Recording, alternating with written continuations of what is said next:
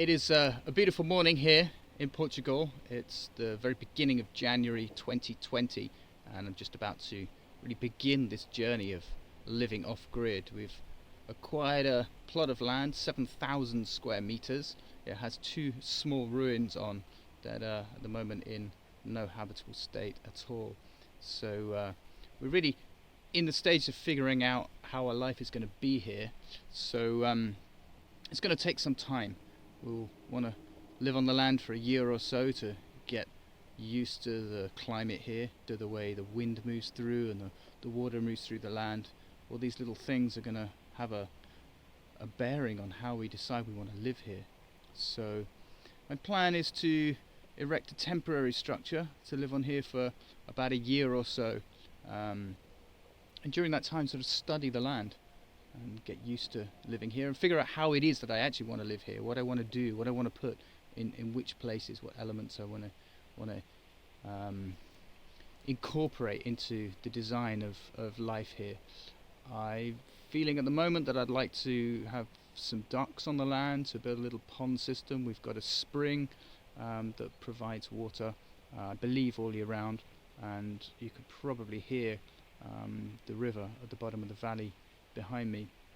The mist is rising. It's a cool morning. I've got an east-facing slope, which means I'm going to get sun in the morning and throughout most of the day. But a little late afternoon, this side of the valley is in shade, which will be, I imagine, an absolute blessing in the summertime when it's really, really hot.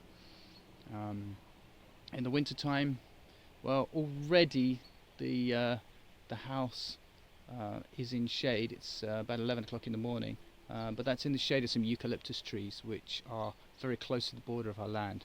I'm led to believe that we can take those down because they're too close to our land, and that's going to allow a lot more light onto our house. So I'm going to be looking forward to cutting those bad boys down. I might even get to use some of the wood in the construction of our first house. I'll give you a little tour and show you what we've got going on so far. This is the main house.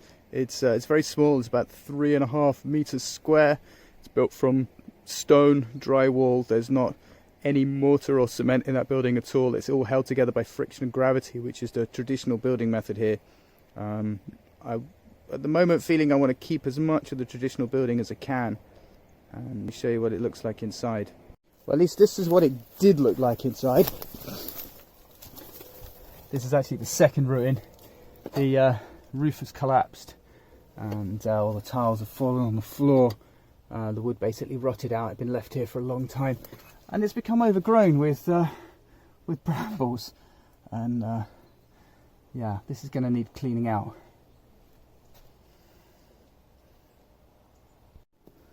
So I spent a day here very end of last year with my uncle, and another day here by myself, just clearing the floor of all the brambles. So what we're left with is an empty structure that's got 4 walls, a tiny window, a door, earth floor, and yeah, not much else. The structure seems pretty solid and pretty good foundation for starting a building project. And here it is from above. So there's a doorway on the walls, on the floor, just to give you an idea. But this is my view. Every day I'm looking out onto this, which is absolutely stunning. So I've had lots of ideas of what I could do, and I've decided that I really want to take my time with this project. I don't want to rush into building something and then realise afterwards that I've made lots of mistakes, and because I didn't know the place, don't know the land and how things work here. So my idea is to turn this little house into a temporary structure that we can live in for now, and just to be comfortable, and we'll sit here for a year or so and figure out our plans.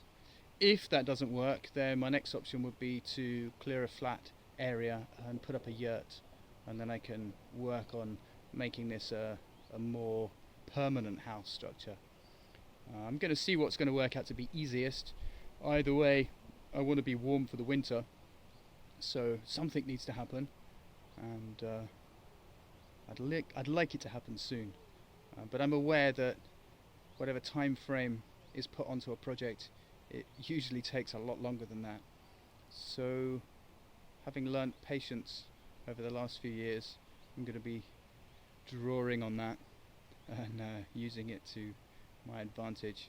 And I think the main lesson I'm going to take is to really enjoy the process, because it's a fabulous thing to do, to build one's own home and to create a lifestyle out in the nature. And I think it's something that's worth savouring every moment. So obviously the most important thing on a piece of land is water, as far as I'm concerned. And one thing that we wanted on our property was a lake or a river front, so that we have access to water all year round that we can use for agriculture, for swimming in and that kind of thing. We also wanted a spring that we have potable water all year round, or out here in Portugal they have something called a water mine, which is where they basically create a little cave and take the water out of a spring that's further into the ground. I'm not sure exactly what I have here, but there's this pond of water here that has been created with stone wall, drywalling, I believe. I haven't really been able to investigate it fully because it's been completely overgrown. I don't think anyone's been doing anything on this land for several years, so it's very overgrown, and one of the first things we're going to have to do is a lot of clearing. But I wanted to focus on the water because obviously that's a priority. I need to get this water tested. There are labs that can test the water to see what the kind of content of the water is, whether it's safe for drinking, whether it's got some kind of bacterial content, whether it would need filtering. I'm guessing that water may need to be tested several times over the course of years, because things could get introduced into the water, but I'm not too sure about that. I've got to say that this is not an instructional video. Certainly at this stage we're very much making it up as we go along. I've never lived off-grid in this sense before. You may know that I used to live on a boat, so I'm kind of somewhat used to some 12-volt solar power and having a fireplace and collecting my own firewood and stuff like that. But this is for me a next level. I won't have any mains hookup, I won't have any water hookup, so we're really living, that's basically what off-grid means. We're not connected to any kind of services from civilization, apart from the SIM card in my phone, which allows me Wi-Fi access, so I'm grateful for that, that's for sure. So yeah, back to the water. I'll just show you this very quickly. I'll turn the camera around. The water comes into this stone box somewhere. I'm not sure exactly where the inlet is, but it's quite a, it's a little pond. Maybe it comes in from up there, coming down the hill, or maybe there's an outlet around here amongst these rocks, somewhere like that. But this essentially fills up with water. It needs clearing out. It shouldn't really have all this pond weed in it and plants growing. So I will make an endeavour to clear that out. Somehow or other I decided first of all I was going to clear out this. There's a little tap in here. I'll hop down, I can show you.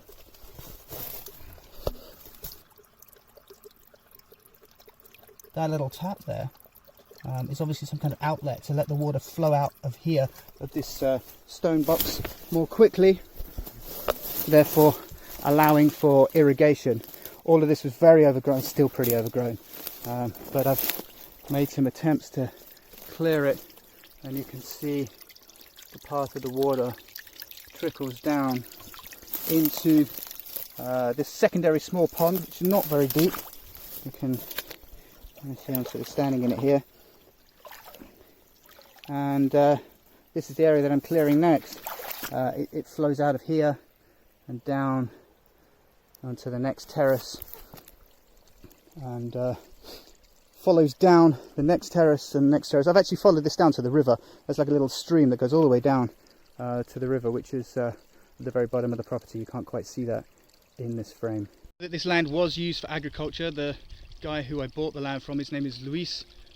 He used to work on here when he was quite small. His grandfather owned this piece of land, and he actually terraced this whole area and worked the land. And I know that the soil here is very fertile, which is great because we want to grow our own food.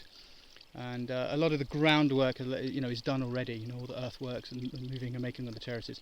I don't know how much I'm going to want to modify this.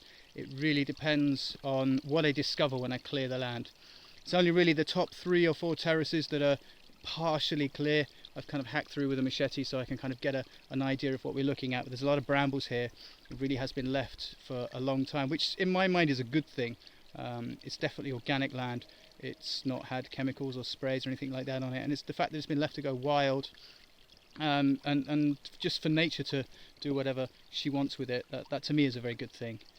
I wouldn't necessarily want to start on a piece of land that's been heavily farmed, because I know that a lot of the minerals could be drained from the soil, and I've had a look at the soil here, and it's very dark, it's very rich, it's very fluffy.